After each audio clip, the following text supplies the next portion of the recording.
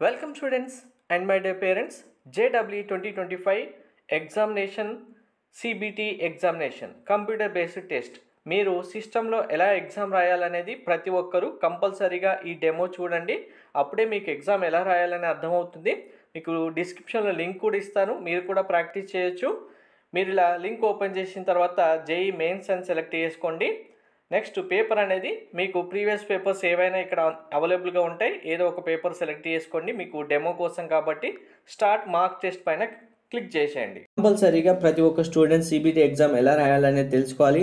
అంతేకాదు ఇందులో స్టూడెంట్స్ అందరూ కామన్గా ఎటువంటి మిస్టేక్ చేస్తారు అనేది మీకు ఇప్పుడు లైవ్ డెమో చూపిస్తూ ఆ మిస్టేక్స్ ఏంటి, మీరు ఏం చేయకూడదు, ఎగ్జామ్ ఎలా రాయాలి అనేది కంప్లీట్గా వివరిస్తాను. వీడియో స్కిప్ చేయకుండా చూడండి ప్రతి ఒక్క స్టూడెంట్.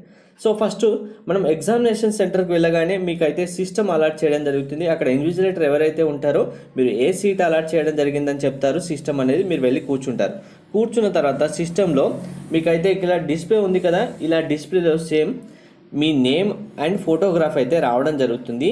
సో ఈ ఫోటో అండ్ నేమ్లో ఎటువంటి మిస్టేక్స్ ఉన్నా కంపల్సరీగా మీరు ఇన్విజిలేటర్కి అయితే ఇంటిమేట్ చేయాల్సి ఉంటుంది.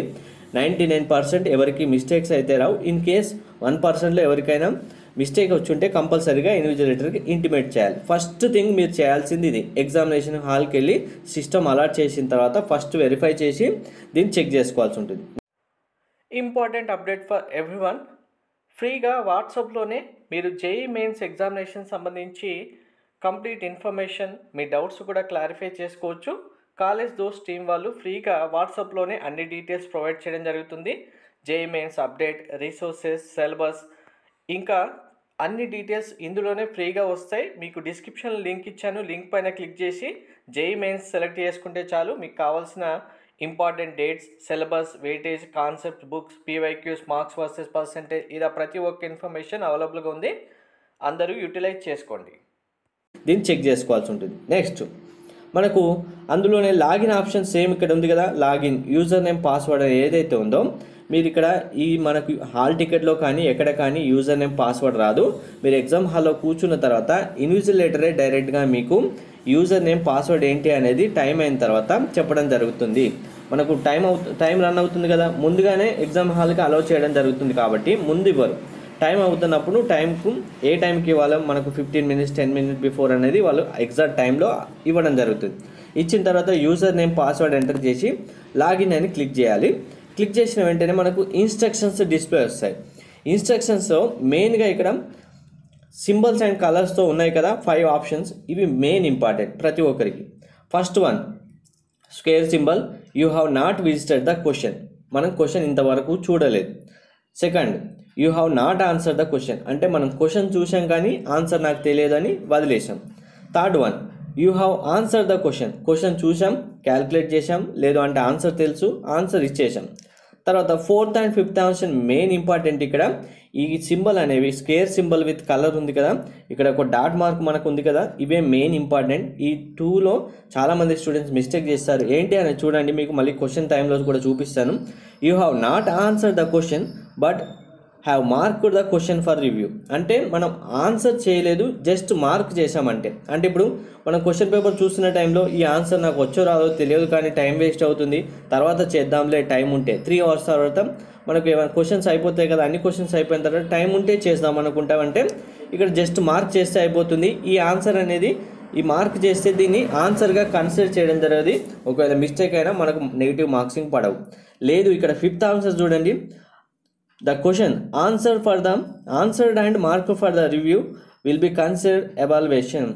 సో ఇక్కడ ఏంటి అంటే ఇలా మీరు answer and mark for the review అంటే ఆన్సర్ మీరు మార్క్ చేసేసాం మనం, ఈ క్వశ్చన్ ఏమవుతుంది డైరెక్ట్గా టైం అయిపోయిన తర్వాత మీరు మళ్ళీ చూడలేదు, మర్చిపోయారు అనుకోండి, ఆటోమేటిక్గా దాన్ని మీరు ఆన్సర్ ఇచ్చినట్టుగానే కన్సిడర్ చేసి ఆన్సర్ కరెక్ట్ అయితే మార్క్స్ వస్తాయి, లేదు రాంగ్ అయితే నెగిటివ్ మార్క్సింగ్ పడతాయి. ఇక్కడ ఈ 2 డిఫరెన్స్ మీకు క్వశ్చన్ పేపర్లో చూపిస్తాను నేను.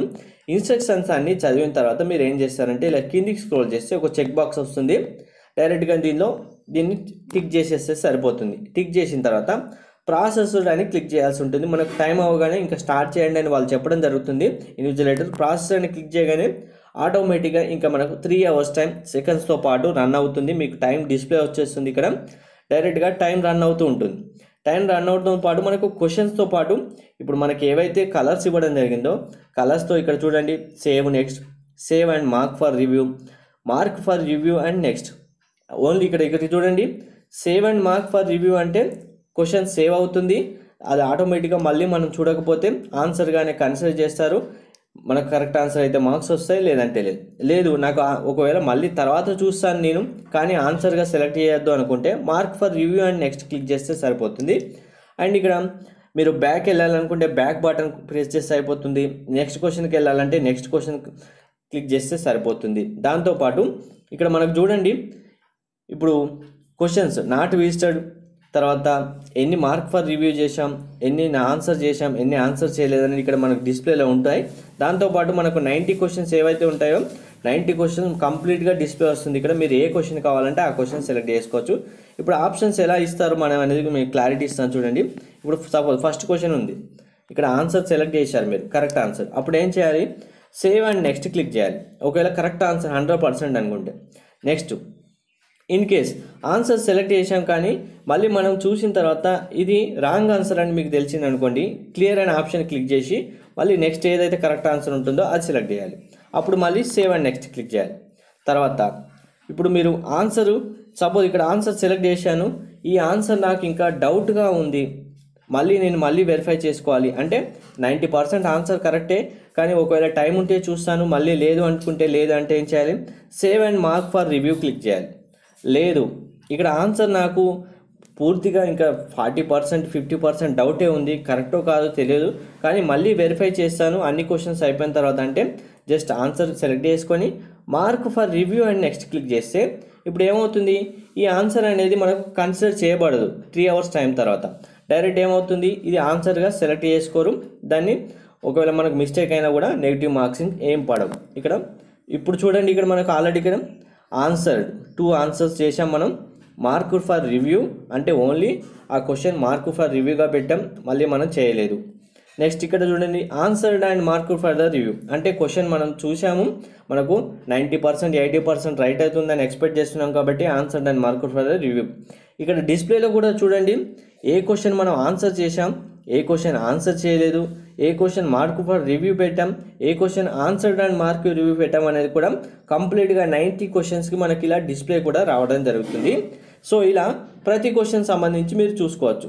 లేదు మళ్ళీ నేను క్వశ్చన్కి బ్యాక్ వెళ్ళాలి, నాకు ఇక్కడ మార్క్ ఫర్ రివ్యూ పెట్టాను కదా, ఇప్పుడు మళ్ళీ ఇక్కడ థర్డ్ క్వశ్చన్ మళ్ళీ ఇక్కడ క్లిక్ చేయగానే మీకు ఇక్కడ థర్డ్ క్వశ్చన్కి అయితే మళ్ళీ వెళ్ళడం జరుగుతుంది బ్యాక్. వెళ్ళిన తర్వాత ఇప్పుడు ఏమవుతుంది సరే ఇప్పుడు ఈ ఆన్సర్ రాంగ్, ఇంకా ఏం చేయాలి అప్పుడు క్లియర్ బటన్ క్లిక్ చేయాలి. మళ్ళీ క్లియర్ బటన్ క్లిక్ చేసి ఏ ఆన్సర్ అయితే కరెక్టో ఆన్సర్ చెక్ చేసుకొని సేవ్ అండ్ నెక్స్ట్ కొడితే ఇలా ఆన్సర్స్ అన్నీ మనం 1 by 1 సెలెక్ట్ చేసుకుంటూ వెళ్ళాలి. లేదు ఇక్కడ నేను వేరే క్వశ్చన్స్ చేయాలనుకుంటే డైరెక్ట్గా ఇలా క్వశ్చన్ పైన క్లిక్ చేస్తే 25th ఇప్పుడు 25th క్వశ్చన్ డైరెక్ట్గా డిస్ప్లే వస్తుంది. ఇలా మీరు క్వశ్చన్స్ అన్నీ సెలెక్ట్ చేసుకుంటూ మీకు వచ్చిన ఆన్సర్ సేవ్ చేస్తూ, లేదు మార్క్ ఫర్ రివ్యూ అంటే మార్క్ ఫర్ రివ్యూ పెట్టుకొని మీరు ఎన్ని క్వశ్చన్స్ చేశారని చూడాలనుకుంటే ఇక్కడ డిస్ప్లేలో కౌంట్ ఉంటుంది కదా, ఇక్కడ చూసుకోవచ్చు. మొత్తానికి క్వశ్చన్స్ ఎన్ని విజిట్ చేయలేదు అనేది కూడా డిస్ప్లే ఉంటుంది.